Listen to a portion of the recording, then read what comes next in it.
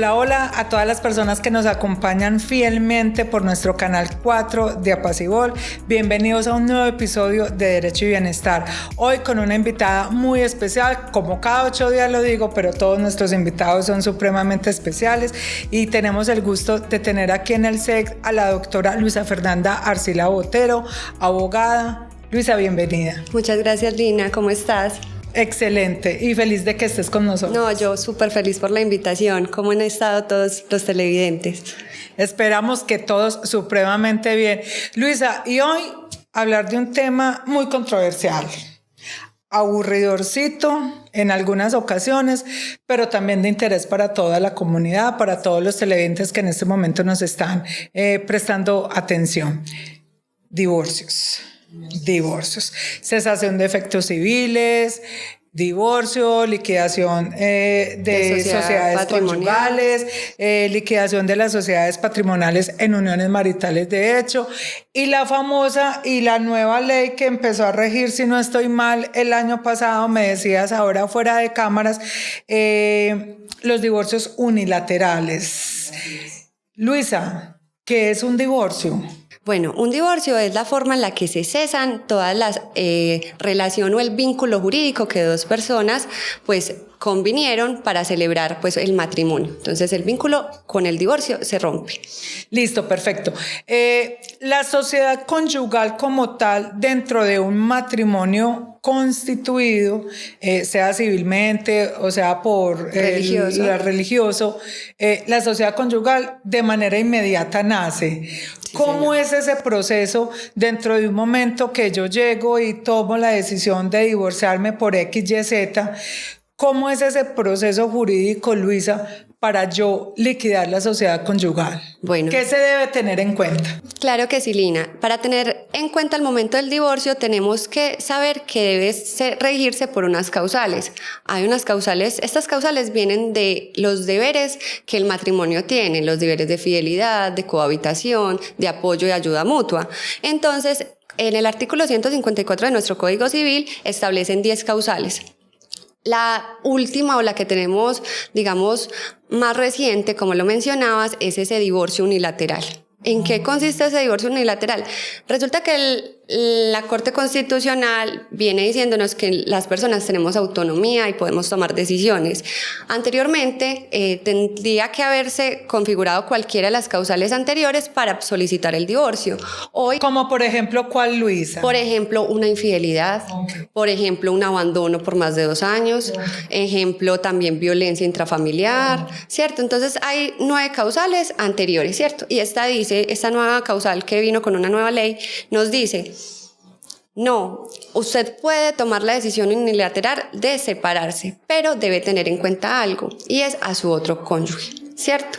En este sentido, esta otra persona puede ser una persona vulnerable, que sea dependiente económicamente.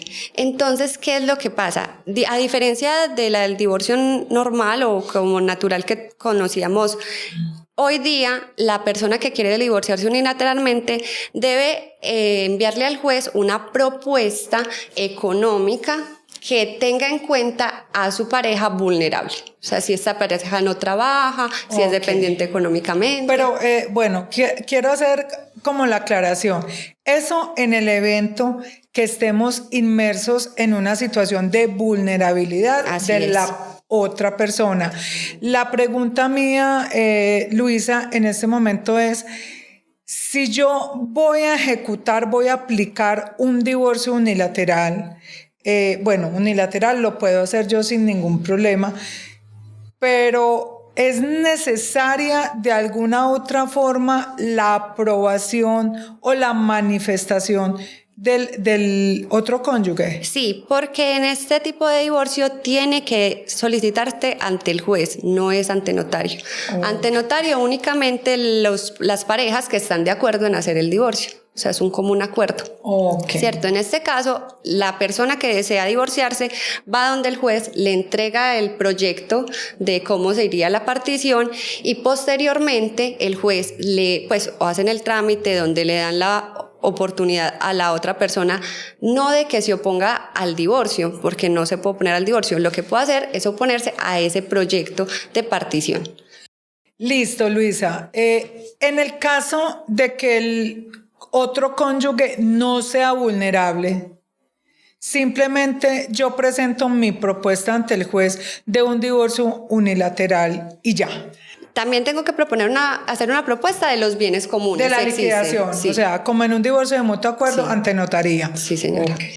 Entonces, de esta manera es el juez el que avala entonces la situación, revisa la vulnerabilidad o no de la otra pareja, si es necesario o no un acompañamiento alimenticio temporal o vitalicio, y ya de esta manera pues se puede, bueno, digo vitalicio, pero si la persona que se separó, la que era vulnerable, vuelve a conformar o una unión marital de hecho o un matrimonio, cesa esa obligación. Okay. Para hacerle claridad como a los televidentes, ¿en qué situaciones, Luisa, puedo yo solicitar una cuota alimentaria vitalicia? Sí, Lina, lo que sucede es que podemos solicitar esa cuota como sanción o como consecuencia. Entonces, ¿cómo sería como consecuencia? En este evento unilateral, que es una consecuencia que la persona era la encargada del cónyuge, digamos, inocente. Pero hay otro tipo que es la sanción. ¿Cuáles son las sanciones? Por decir, la infidelidad. La infidelidad causa una sanción en donde se puede, por esa infidelidad, solicitarle al juez que se sancione con alimentos a ese cónyuge culpable. En el caso de que el cónyuge no pueda subsistir esa cuota alimentaria vitalicia, ¿qué pasaría? Resulta que tenemos opciones, ¿cierto? En la ley nos permiten muchas opciones y entre estas opciones está acudir ante otro juez para solicitar los alimentos que esta persona dejó de dar, ¿cierto? Si esta persona, siempre los alimentos tienen unas consecuencias, pues, o... ¿cómo lo digo? Tienen unos requisitos, ¿cierto? ¿Qué requisitos tiene? El deber del alimentante y la necesidad del alimentado. Y el deber del alimentante va de la mano con su capacidad. Entonces, si esta persona tiene la capacidad de dar esos alimentos, se puede, pues el juez va a ser quien lo ordene. Si esta persona no tiene esa capacidad, no se pueden ordenar los alimentos. Y eso sería completamente independiente de la obligación de cuota alimentaria frente a los hijos. Completamente independiente. Completamente diferente. Sí, listo, señora. Luisa. Los términos... en la legislación colombiana, me corriges, obvio, si estoy equivocada, en la legislación colombiana tendríamos entonces dos figuras, los matrimonios y las uniones maritales de hecho. Listo. Las uniones maritales de hecho, ¿cuándo se configuran jurídicamente hablando? La diferencia, empecemos con el matrimonio y la unión marital de hecho, es que el matrimonio es una institución y es un acto solemne, o sea, dos personas se unen y firman un contrato en el cual dicen que a partir de ese momento se crea una sociedad conyugal. El matrimonio es un contrato. Es un contrato solemne. ¿Por qué es solemne? Porque tiene unos requisitos que se deben cumplir, como que lo haga un notario, un juez, o si es una persona religiosa que esté también inscrita para poder hacerlo, ¿cierto? Pero en cambio, la unión marital de hecho es un hecho con consecuencias jurídicas. ¿Qué quiere decir esto? Que a partir de que dos personas se unen y se inician a convivir juntos y deciden formar una familia, se empieza a contar un término, lo que tú decías. El término es de 2 años o a menos de que las personas antes de esos 2 años decidan declarar que se encuentran en unión marital de hecho. Luisa, yo tengo una duda y creo que todos los televidentes también se le han pasado por la mente esa situación. Cuando uno lee la norma o el conjunto normativo, de pronto cuando leemos un poquito de jurisprudencia de la Corte, hablan, no sé si las palabras, los términos aún subsistan, pero se habla de una convivencia permanente e ininterrumpida. ¿Qué quiere decir eso? Es una convivencia ininterrumpida porque necesariamente para que se configure una unión marital de hecho, las Cortes han dicho que que las personas que simplemente conviven eventualmente no están uniendo esfuerzos para crear un patrimonio. Sí, ni una familia. Luisa, entonces de acuerdo a lo que nos estás diciendo que es muy interesante, yo podría decir, el novio que se va a amanecer 2, 3 noches a la casa, eso no implica uniones maritales de hecho. Si yo empiezo una relación, unión marital de hecho, no hay matrimonio. que es, pensaría yo, una de las grandes diferencias. La norma me habla de 2 años para poder configurar esa unión marital de hecho. Lo que se configura no es la unión marital de hecho, sino la sociedad patrimonial. Ok, perfecta la aclaración. Gracias, Luisa. Si yo llevo 1 año en esa convivencia y me voy, me dio el arrebato y me fui y volví a los 6 meses.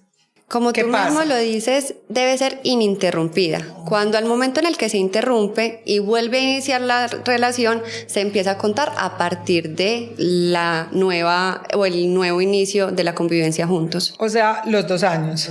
A los 6 meses que regreso, o sea, ese año que conviví, la norma no me lo tiene en cuenta, tengo que...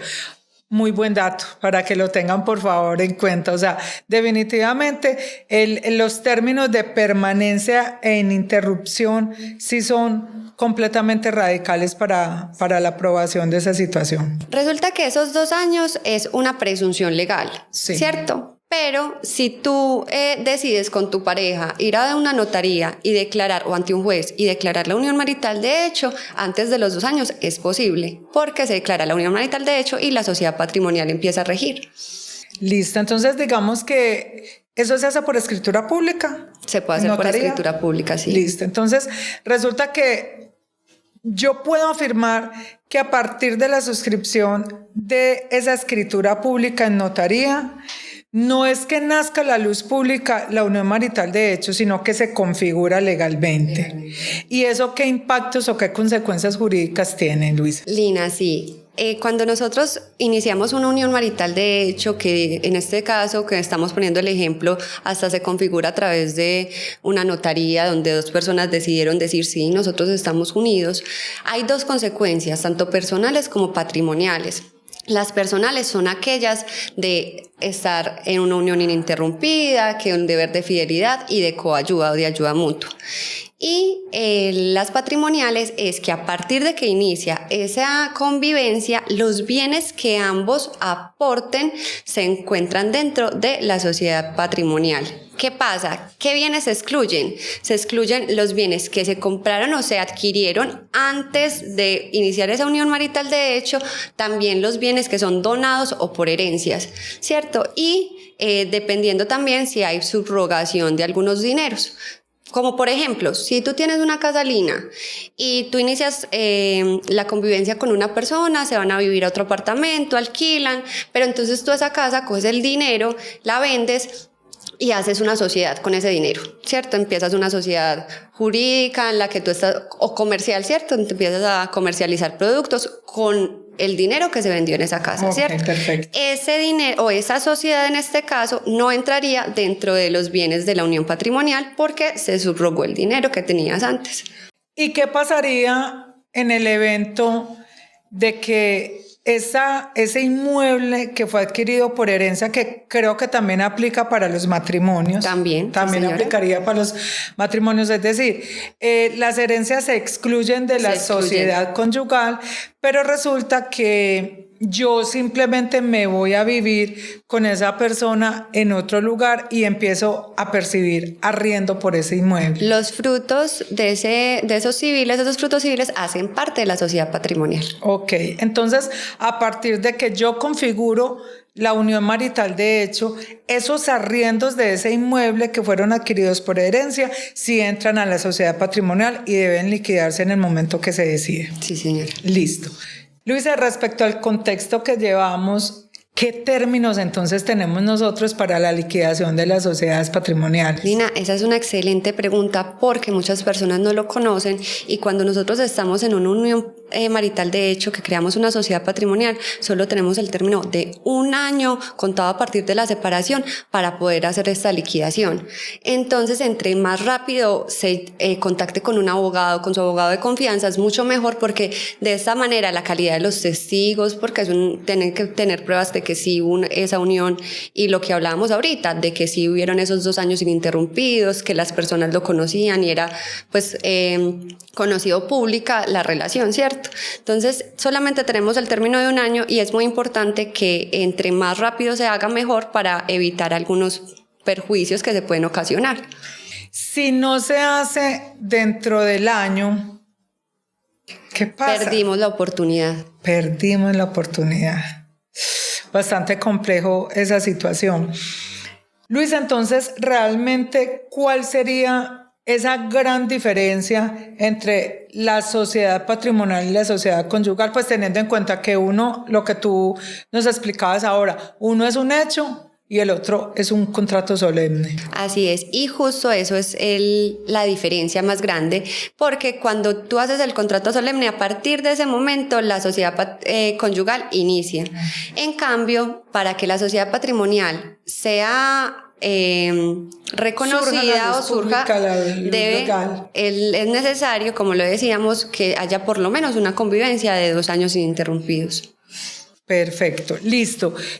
Luisa, ya para terminar, estas situaciones también aplican legalmente a las parejas del mismo sexo. Así es, a partir de la sentencia constitucional del año 2016, la SU 214, si no estoy mal, las parejas del mismo sexo tienen los mismos derechos que una pareja heterosexual. Ahora ampliamos el concepto de familia y solamente el artículo 113 del Código Civil nos hablaba del matrimonio, por decir, de hombre y mujer, ¿cierto? Ya la jurisprudencia ha cambiado y ha dicho que eso también aplica a parejas del mismo sexo, entonces ya no se habla de pareja de mujer, sino de personas. Listo, Luisa, excelente esa gran diferenciación, porque la mayoría de nuestros televidentes o la mayoría de las personas no tenemos como muy claro ese tipo de diferencias.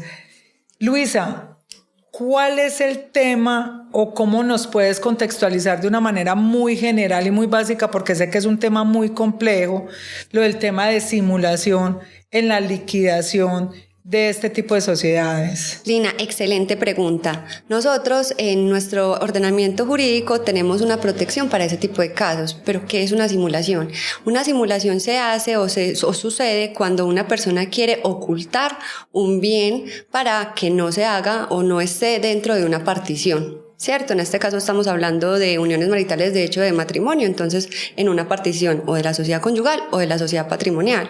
Pero entonces, ¿qué sucede? Nosotros en nuestro ordenamiento jurídico tenemos mecanismos para que esto no suceda, por decir, como lo decía al principio, o pues en nuestra conversación, es necesario que cuando una persona se separe, acuda rápidamente donde su abogado de confianza para que inicie una demanda y en esta demanda aportar unas medidas cautelares. ¿Qué son las medidas cautelares? Son formas de protección. Entonces se inscribe en el registro del bien el acta de que se está en este momento ese bien en disputa y por ende no se puede vender, o la persona que lo está comprando conozca que este bien en este momento está en una disputa, ¿cierto?